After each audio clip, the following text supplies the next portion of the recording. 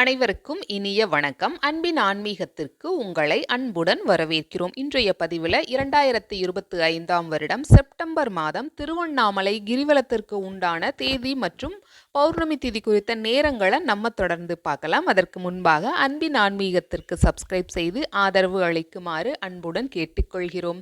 திருவண்ணாமலையில் அருள்மிகு அருணாச்சலேஸ்வரர் திருக்கோயில் பின்புறம் இருக்கக்கூடிய அண்ணாமலை என்று பக்தர்களால் அழைக்கப்படக்கூடிய மலையே சிவனாக வழிபடப்பட்டு வர்றதுனால மலையை சுற்றி இருக்கக்கூடிய 14 கிலோமீட்டர் தொலைவு கொண்ட கிரிவல பாதையில பௌர்ணமி நாட்கள்ல லட்சக்கணக்கான பக்தர்கள் கிரிவலம் செல்றத வழக்கமா வச்சிருக்காங்க.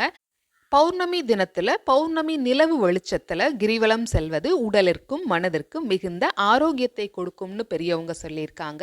2025ஆம் வருடம் செப்டம்பர் மாதம் 7ஆம் தேதி ஞாயிற்றுக்கிழமையன்று பௌர்ணமி திதி செப்டம்பர் மாதம் 7ஆம் தேதி ஞாயிற்றுக்கிழமையன்று அதிகாலை 1:49 ஆரம்பமாகுது.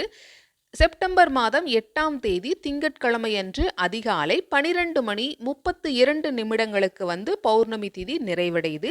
7/9/2025 ஞாயிற்றுக்கிழமையன்று முழு பௌர்ணமி.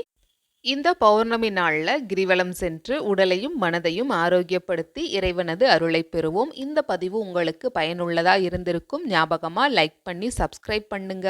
நன்றி, வணக்கம்.